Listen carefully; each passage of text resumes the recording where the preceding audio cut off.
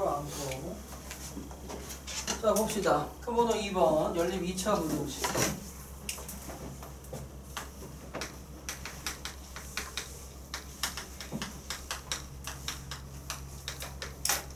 자, 연립 2차 부등식이다. 연립 2차 방정식에서의 그 기억 다시 새록새록 나오시는데, 연립 2차 부등식을 보셨을 때 연립 2차 방정식을 생각을 해보세요. 연립 2차 방정식을 생각을 하시게 되면 뭐 x, y 항이 있었을 때 없었을 때 상수항을 소거한다, 최고차항을 소거한다, 뭐 복잡한 게 많았죠. 자, 연립 2차 부등식은 연립 2차 방정식보다 굉장히 편해요. 그냥 간단하게 연립이니까 두 개 이상의 부등식의 각각의 범위를 구해서 공통 부분만 체크해 주시면 되는 거예요. 그냥 뭐 하시면 돼요? 각각 풀고 뭐 하시면 되는 거예요? 공통 범위만 체크해 주시면 되는 거예요. 근데 문제는 나는 이제 여기에서 연립 2차 부등식에서 연립 2차 방정식에서는 미지수 2개 갖고 놀았었죠. 근데 연립 2차 부등식은 미지수 1개만 생각을 하면 되겠습니다. 그러니까 뭐 하겠어요? 굉장히 편해요. 자, 설명은 끝입니다. 자, 그러면 우리가 연습을 해보면 되겠는데, 자, 절대값이 있는 친구들부터 좀 생각을 해보도록 하시죠. 자, 예를 들어 볼게요. 자, 첫 번째. 절대값 x-2가 1보다 작고요. 그 다음에 x제곱 마이너스 7x 더하기 10이다 라는 친구가 0 이하입니다를 푸세요 라고 나와 있으면 풀면 되죠. 그러면 이 두 개의 식을 풀어서 각각의 범위를 구한다 라는 게 첫 번째 문제 풀인데, 아이고 얘는 보자마자 2, 5죠. 얘는 보자마자 보이겠네. 이렇게. 그럼 위에 있는 절대값을 풀면 되잖아요. 절대값 푸는 거는 뭐 어렵지 않죠. 자, 일단 기본적으로 얘를 펼쳐. 그럼 어떻게 되겠어? 이렇게 되시겠죠? 나는 x의 범위를 구하는 거니까 너 마이너스 2가 없었으면 좋겠어. 그러니까 2를 다 더하시면 돼요. 그럼 1, x, 3이야. 공통 범위는 어떻게 되겠어요? 너 2 이상, 누구? 3 미만. 아유, 방정식에 비해서는 엄청 쉬운, 함수적 풀이를 굳이 생각할 필요도 없는 거고. 자, 그 다음에 이런 친구들도 있어요. 자, 또 다른 예제.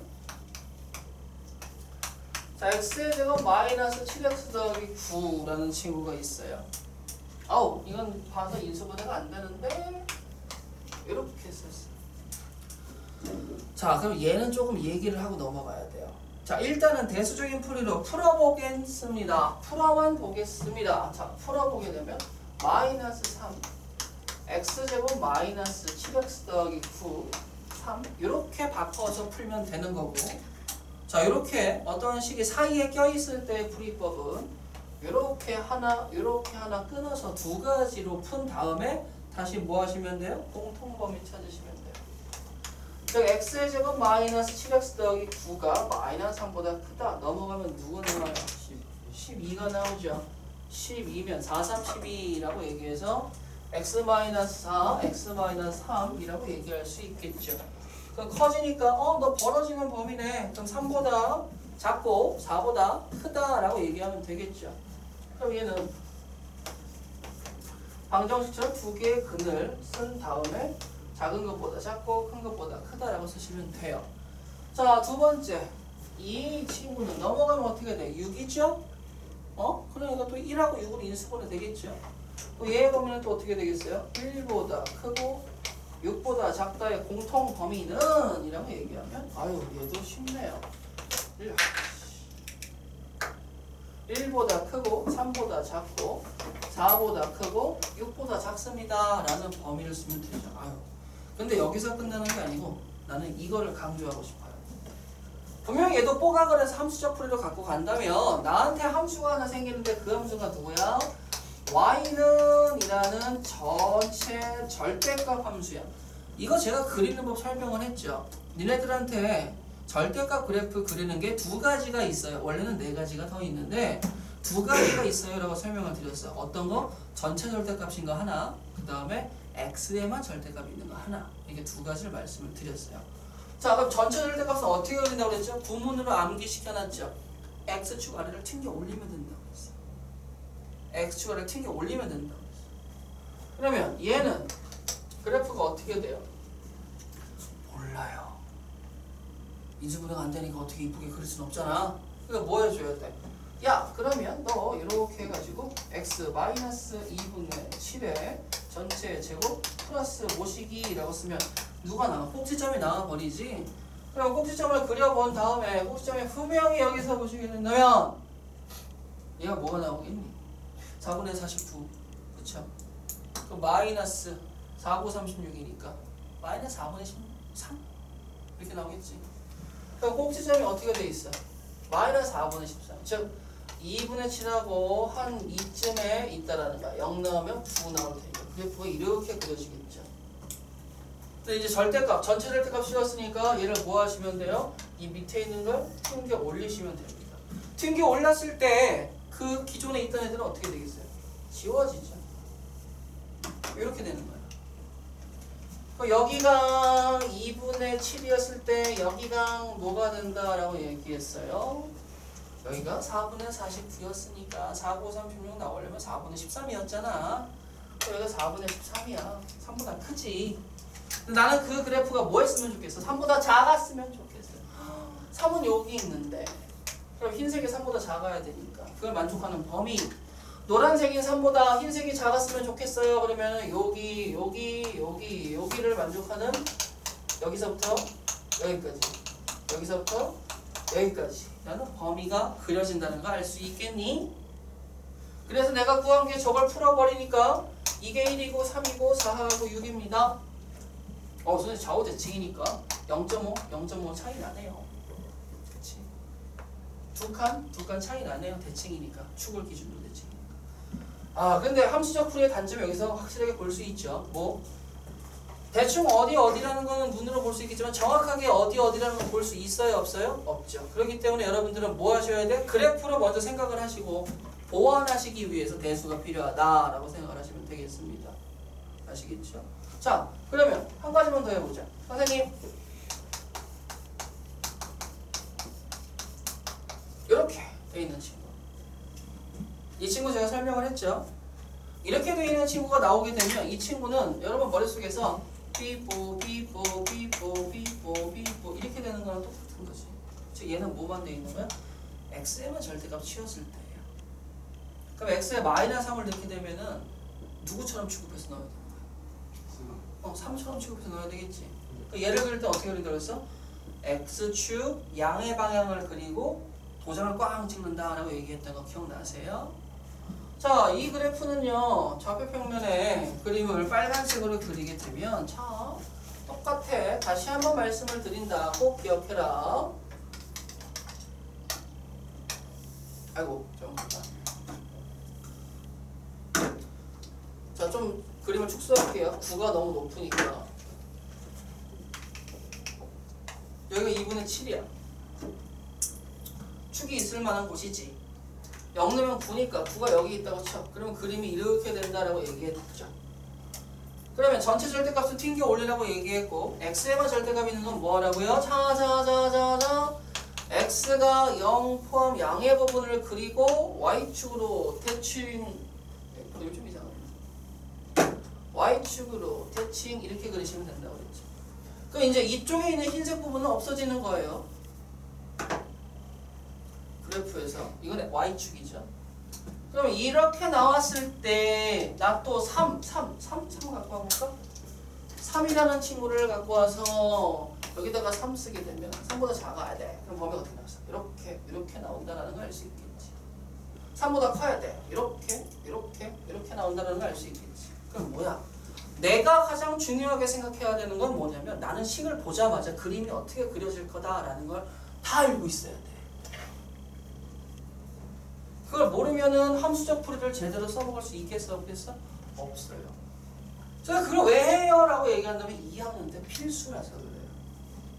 2학년 때 필수라서. 그리고 2학년 때까지 안 가도 바로 뒤에 있는 도형의 방정식만 보더라도 여러분들은 제가 누누이 강조하지만 뭐 하셔야 되는 거죠? 식을 보자마자 대충 그림이 어떻게 될 거다라고 그릴 수 있어야 돼요. 대충이 아니고 정확하게 그림이 어떻게 될 거다라는 걸 다 파악하고 계셔야 돼요.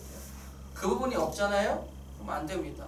제가 누누이 강조하는 건 뭐죠? 여러분들 시험을 보고 나서 점수가 잘 보면 솔직히 좋죠. 근데 솔직하게 얘기해서 5학기 동안 10번의 시험에서 언수, 외탐의 중요 과목들만 놓고 봤을 때 니네들이 올 1등급 받는 건 현실적으로 너무나 힘들지. 받을 수 있어요? 라고 얘기하면 중학교 때 이미 한번 받아봤겠죠. 근데 그건 아니니까. 그럼 여러분들이 입시를 준비하는 입장에서 수학만 놓고 보자면 다 아셔야 돼요. 하나도 빠짐없이. 그래서 가장 중요한 게 뭐냐면 시험이 끝났잖아? 시험이 끝났지. 아까 희태가 얘기한 건 참 좋았는데 우리가 만약에 틀린 부분에 대해서 복습을 할 수 있으면 복습을 해서 내가 빈 부분을 채워 넣으셔야 돼요. 뭔 말인지 이해할 수 있겠어? 왜냐면 나중에 2학년 때 이 내용들이 조미료처럼 알게 모르게 소금처럼 쓰인단 말이야.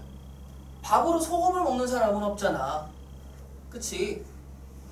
삼겹살을 구워 먹을 때 소금을 찍어 먹는데 그런 기름장이나 소금장이 없으면 어떻게 되겠어? 되게 밋밋하죠? 그렇잖아. 그러면 우리의 1학년 때 내용은 다 뭐가 되는 거야? 수능을 준비하기 위한 조미료 같은 친구들이야. 조미료가 없으면 문제를 풀 수 있겠어 없겠어? 없단 말이야. 근데 문제는 이 조미료가 어디 있는 건지 제대로 찾으려면 나중에 힘들지. 그러니까 뭐 지금 찾아서 해야 돼요. 지금 내가 부족하다면 그 부분을 빈 곳을 찾아서 넣어야 돼. 항등식 모르겠으면 항등식 찾아보셔야 되고 2차 모르면 2차 찾으셔야 돼. 그래서 선생님이 2차에 대해서는 지금 다 녹화돼서 있으니까 시간 날 때 집에서 보시면 되죠. 제발 유튜브 좀 보세요. 아시겠죠? 찍어놓고 안 보면은 굳이 나도 올릴 필요를 느끼겠니? 못 느끼겠니? 못 느끼잖아요. 근데 그걸 안 올리게 되면 니네들이 복습할 수 있는데 제대로 된 복습을 하기가 힘들단 말이야. 선생님 저 그냥 혼자 책 보고 할게요. 아니 씨발 그러면은 그냥 독학하는 게 낫지. 그 정도로 대단한 머리라면 진작에 좀 그렇게 했어야지. 그렇잖아. 들으시면서 공부 좀 하세요.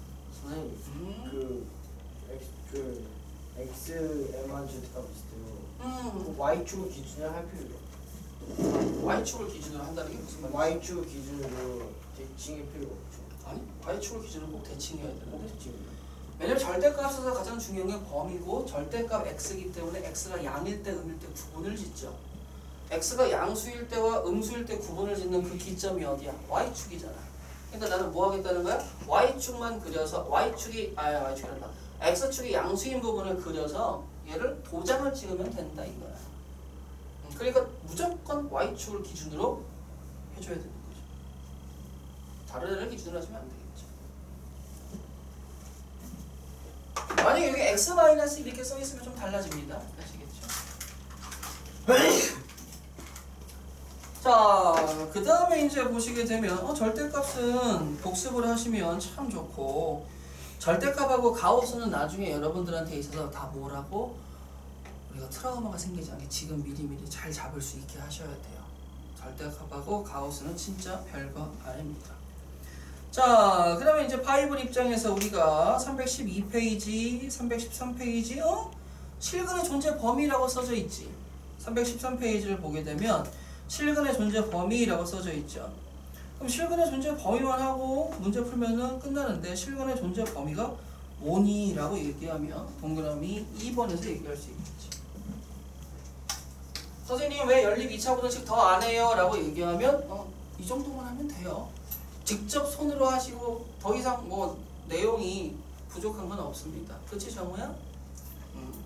자 그러면 실근의 자 갑자기 이름이 나왔어. 근데 2차긴 2차인데 2차 부등식이 아니고 2차 방정식의 실근의 존재 범위야. 부등식도 아니고 방정식에서 실근의 존재 범위면 이거 선생님이 전에 되셨던 실근의 부호 실근에 위치했던 거 기억나시죠? 그치? 그 내용이라고 보시면 됩니다. 자, 그럼 일단은 바이블 기준으로 진행을 해보도록 하죠. 자, 한번 읽어봅시다. 313페이지 맨 위에 개수가 실수인 2차 방정식의 두 근이 실수이면 직접 두 근을 구하지 않더라도 판별식과 근과 개수의 관계를 이용하여 실근의 부호를 판별할 수 있습니다. 아, 부호 판별? 우리 했던 거구나. 자, 그래서 1번 두 근이 모두 양수일 때, 두 근이 모두 음수일 때, 두 근이 서로 다른 부호일 때 세 가지 사항에 대해서 알아봅시다 해서 313페이지 얘기가 나오고, 자, 314페이지에서 자, 두 번째 단락 보세요. 그림 있는데 그쪽 보시게 되면 이번에는 이라고 시작하는 단락, 거기에 2차 방정식의 판별식을 D라고 할 때 두 근의 존재 범위의 기준을 0에서 일반적인 실수 P로 확장해서, 자, 그 앞에 말은 잘 몰라도 돼요. 그냥 뭐만 기억하시면 돼요. 두 근이 모두 P보다 클 때, P보다 작을 때, 두 근 사이에 P가 있을 때. 그게 또 세 가지가 있고, 여기에서는 제가 얘기했던 한 가지가 없죠. 어디 범위 사이에 두 근이 있을 때 라고 얘기했던 거. 자, 그러니까 얘네들은 뭐가 되냐면 실질적으로 실근의 존재 범위라고 얘기하면 첫 번째라고 얘기하는 건 부호. 근데 부호는 실질적으로 x는 0을 기준으로 생각을 한다라는 게 기본입니다. x는 0이 뭐죠? y축이에요. 부호가 양수라는 건 y축 기준으로 무슨 쪽에 있다라는 거야? 오른쪽에 있다라는 거죠. 부호가 둘 다 음수라는 건 이쪽에 있다라는 거죠. 그럼 두 번째는 이걸 확장해서 뭐 했으면 좋겠어요? 라고 얘기하면 x는 p를 기준으로 봐서 두 근이 p보다 커요? p보다 작아요? p가 두 근 사이에 있어요? 라는 세 가지가 나오겠고, 세 번째는 어떻게 되겠어요? x는 p와 x는 q 사이에 뭐 두 근이 존재합니다 라고 얘기했을 때, 이렇게 크게는 세 가지인데 책에는 저 세 번째 게 안 나와 있죠.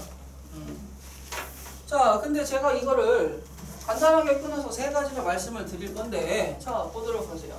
자, 1번. 아유, 너무 쉽다. 자, ax의 제곱 더하기 bx 더하기 c는 0이고, 자, a는 0이 아니고 두 근을 알파 베타라고 했었을 때 알파가 베타보다 작습니다. 뭐 이런 정도까지는 얘기해 줄 수 있겠죠. 그렇잖아. 물론 같을 수도 이거는 뺍시다.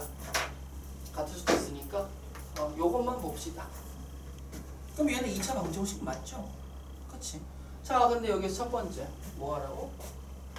자, 두 근을 알파 베타라고 얘기했을 때 얘네들이 모두 뭐 할 때? 양수일 때, 모두 음수일 때, 얘네 둘이 서로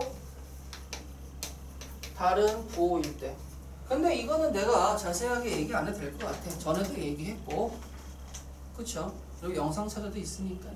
근데 간단하게 말씀을 드리자면, 자, 두 근이 모두 양수라는 성질은 두 근의 합도. 즉 여기에서 볼 거는 뭐냐면 이 실근의 부호를 판정할 때 필요한 건 근과 개수의 관계에 그 다음에 판별식 이 두 친구가 필요하다라는 거예요.